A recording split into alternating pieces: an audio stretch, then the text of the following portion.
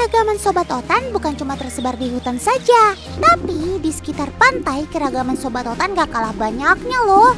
Otan pantau dari udara, ombak di pantau ini sudah menyambut kedatangan Otan dan Kauma.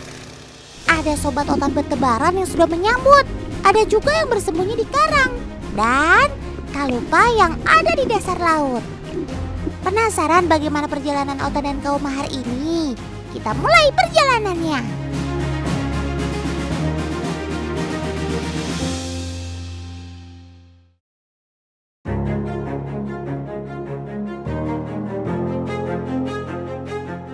Kali ini pemandangannya beda ya Kak, bukan ribuan pohon lagi. Iya dong Tan, sekarang kita lagi ada di Garut Selatan Tan. Wah. Kauma siap menerjang ombak yang sudah menanti? Kauma gak sabar nih Tan, mau menerjang ombak lautan untuk ketemu Sobat Otan. Ayo Tan, let's go. Kita mulai menelusuri dari karang-karang dulu Kauma. Berjalan di sepanjang karang, mata kita harus jeli banget. Siapa tahu ada yang nyangkut-nyangkut di karang. Nah kan bener, di kubangan air ada Sobat Kecil Otan. Coba ceki-ceki ada apa di situ Kak? Tan, lihat Tan, ada kelinci laut Tan. Banyak banget lagi. Pada bingung kan? Kelinci kok ada di laut sih? Kita lihat lebih dekat. Iya tuh Tan, unik banget ya bentuknya. Setelah Otan pantau-pantau, ini Sobat Otan yang paling banyak berada di karang-karang sekitar sini. Ini kelinci laut alias siput tak bercangkang. Lihat tuh. Sebetulnya siput tak bercangkang ada banyak macamnya. Nih beberapa di antaranya.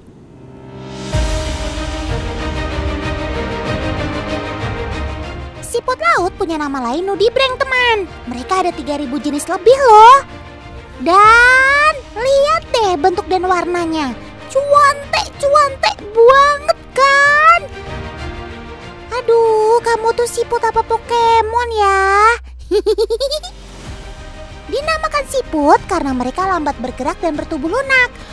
Tapi mereka berbeda dengan siput darat yang bercangkang dan berlendir. Ya, siput laut tidak memiliki dua hal tersebut. Eits, tapi di balik kecantikannya ada juga jenis yang beracun teman. Ya, semakin berwarna tubuhnya artinya agar musuh bisa mengenali kalau mereka punya racun. Racun ini untuk pertahanan diri, pengganti cangkang yang tidak mereka miliki teman. Nah, kalau melihat bagian tubuhnya yang berwarna-warni ala duri-duri menggemaskan ini, bisa jadi itu adalah sengat mereka teman. Walaupun sebetulnya itu adalah insang mereka. Unik banget kan? Jadi jangan sembarang pegang kalau belum tahu ya. Dan dia tuh kalau Kauma lihat ya, makannya tuh segala macem Tan. Tergolong omnivora nih. Dan dia juga makan spons laut yang gunanya untuk menyerap racun dari spons laut sebagai pertahanan diri Tan. Iya, dengan memakan spons beracun, itu juga jadi cara diet unik mereka Kak. Siput tanpa cangkang ini terlihat elastis banget saat berjalan. Bahkan kalau Otan perhatiin, lehernya bisa memanjang seperti kura-kura loh. Wah, oh jadi pertama kali Kauma ambil, dia langsung kayak menyerupai bola gini nih, butuh adaptasi nih Tan. Oh iya, waktu disimpan di tangan Kauma, dia langsung menggulung seperti bola. Kalau siput yang memiliki cangkang berlindung dengan cara masuk ke rumahnya. Nah, kelinci laut ini berlindung dengan cara menggulung badannya karena sangat elastis. Oke, kita biarin mereka cari makan lagi ya Kauma. Wah, ya udah Tan, Kauma akan biarkan Sobat Otan main-main lagi ya. Oke Sobat, selamat main-main lagi.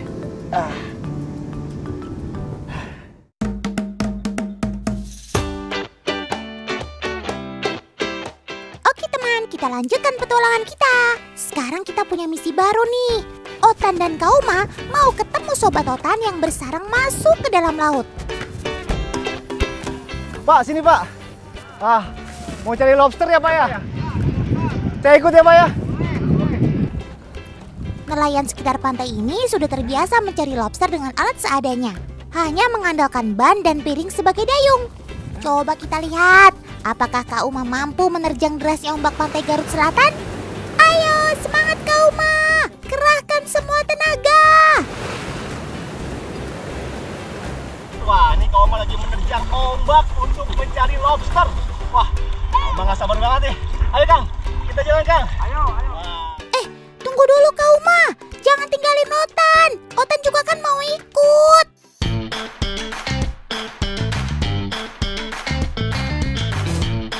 Sebetulnya paman ini sudah memasang beberapa jodang dari semalam. Jadi tugas Kak Uma tinggal tarik jodangnya saja. Ayo, keberuntungan ada di tangan Kak Uma nih.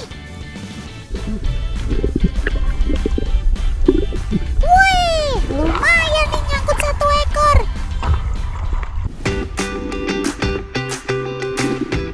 Hampir semua perairan di dunia menjadi habitat penyebaran hewan krustasia ini, teman. Lobster adalah hewan omnivora atau pemakan segala. Ia memakan ikan kecil, berbagai moluska, ganggang, dan tanaman laut.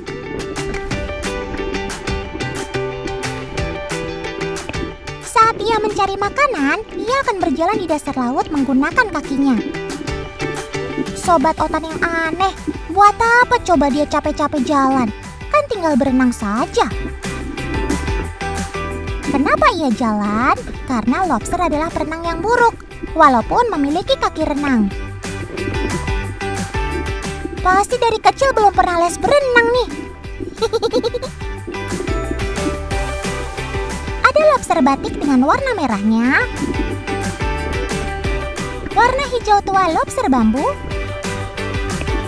yang bercorak warna-warni lobster mutiara, dan warna coklat tua adalah lobster batu.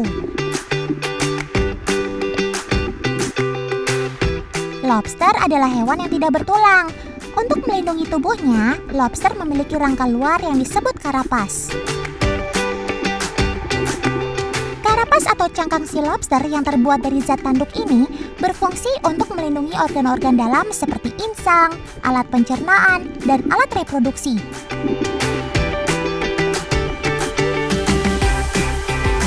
Lobster memiliki kemampuan menghasilkan enzim telomerase yang sangat banyak yang berfungsi melindungi si krustasia ini dari penuaan dini, teman. Salah satunya dengan kemampuan berganti kulit alias molting.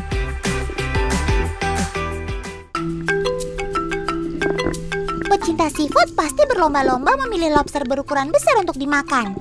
Tapi teman di rumah tahu nggak? Ada loh lobster yang punya ukuran sangat kecil, bahkan terkecil yang pernah ada.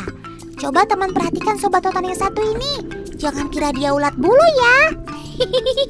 Dia adalah pink squat lobster. Bentuknya yang unik dan kecil. Gak heran kalau Sobat Otan ini dijadikan target fotografer makro. Saking kecilnya, ukuran tubuhnya tidak lebih dari 2 cm saja. Jenis krustasia lainnya yang gak kalah unik nih teman. Ada yang bisa tebak ini hewan apa? Bentuknya mirip daun kering yang sedang berjalan di dasar air. Sobat Otan ini juga termasuk jenis lobster loh. Lebih tepatnya, lobster kipas. Sobat Otan ini memang punya bentuk yang agak lain dibanding lobster pada umumnya. Loh, mau kemana sih Sob? Lagi Otan kenalin juga sama teman di rumah, malah kabur. Sepertinya dia malu teman. Lobster termasuk dalam keluarga krustasea atau jenis udang-udangan. Walau bentuknya mirip udang, mereka jelas berbeda loh. Lobster lebih senang berjalan atau berlari di dasar air, sedangkan udang lebih nyaman berenang. Oh iya, lobster punya keahlian yang bikin Otan kagum, terutama saat mereka dalam keadaan terancam. Ini dia keahlian yang Otan maksud.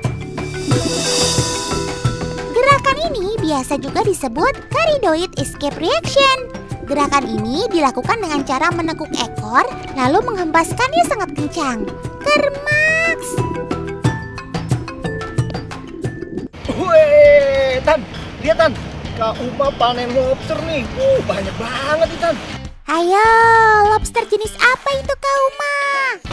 Itu lobster mutiara Tan, prima donanya Indonesia nih. Lihat tuh, Oma dapat banyak banget nih. Oh, mantap. Tepat sekali. Motif cangkangnya udah jadi identitas si lobster muara. Masa panen ya, itu sekitar 9 sampai 12 bulan Tan, baru bisa dipanen. Lihat tuh. Dapat banyak nih. Tan. Oh, wah, Tan. Oma beruntung nih. Ada yang lagi bertelur. Iya, sepertinya tadi Otan lihat deh. Wih, Tan. Lihat nih. Oma beruntung banget ya.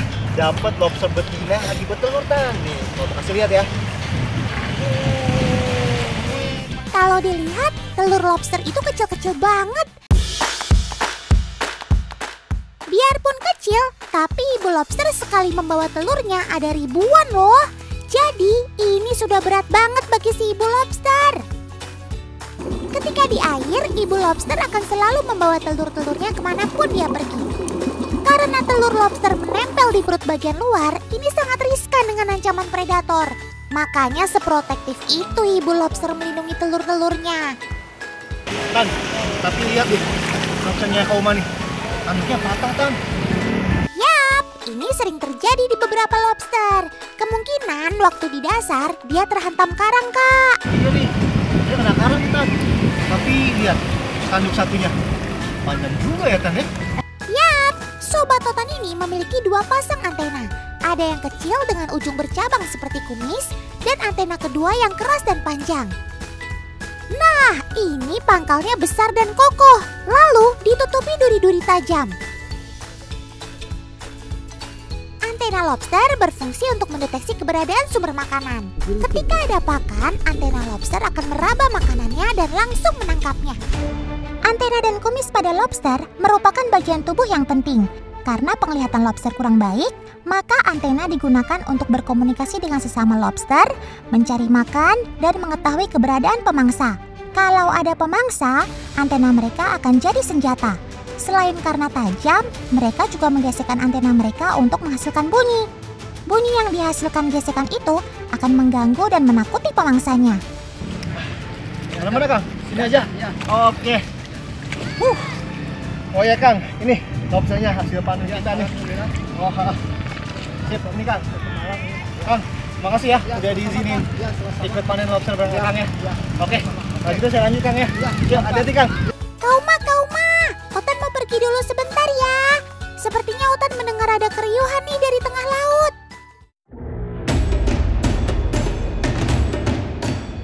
Wah, keren! Rupanya keriuhan ini berasal dari kawanan lumba-lumba, teman. Kawanan lumba-lumba ini sepertinya mulai serius memacu renangnya. Otan tebak ya, kalau mode berenangnya seperti ini, pasti kamu mau berburu kawanan ikan schooling kan? Teman di rumah penasaran nggak bagaimana cara mereka bisa menemukan ikan buruannya ini? Iya, mereka mengandalkan sonar. Dari ensiklopedia yang pernah Otan baca, sonar alami lumba-lumba itu seperti radar bawah air, teman. Dengan radar ini, lumba-lumba bisa mendapatkan informasi detail tentang lokasi, bentuk, dan bahkan pergerakan mangsanya. Bahasa kerennya, ekolokasi. Cuanggih kamu sob. Itulah rahasianya, kenapa mereka bisa menemukan ikan buruannya di lautan seluas ini. Iya, Otan mau cek dulu kawanan ikan apa sih yang jadi sasaran buruannya?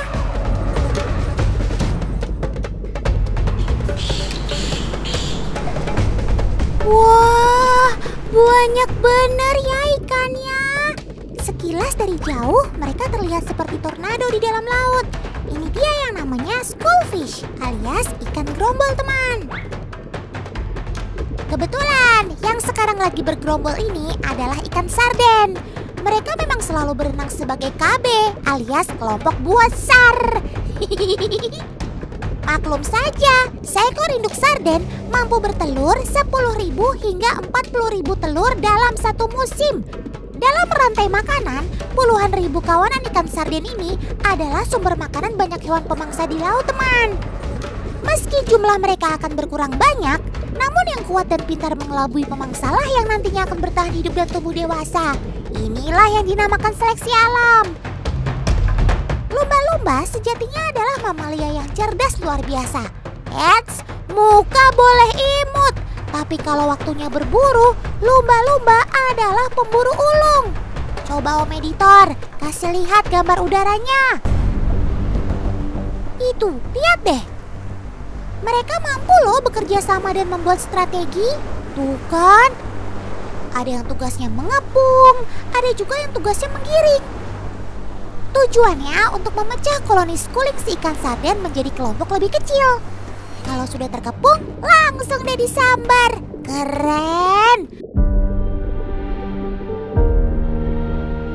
Oh iya, ada fakta unik loh tentang gigi si lumba-lumba. Mereka punya gigi yang jumlahnya banyak. Ya, ada 104 gigi berbentuk kerucut yang dipakai untuk menangkap mangsanya. Tapi, meskipun memiliki banyak gigi, fungsi gigi lumba-lumba hanya dipakai untuk menangkap mangsa dan tidak ada proses pengunyahan karena makanan langsung ditelan. Oke deh sob, kalian lanjutkan makannya ya. Otan mau kembali ke darat.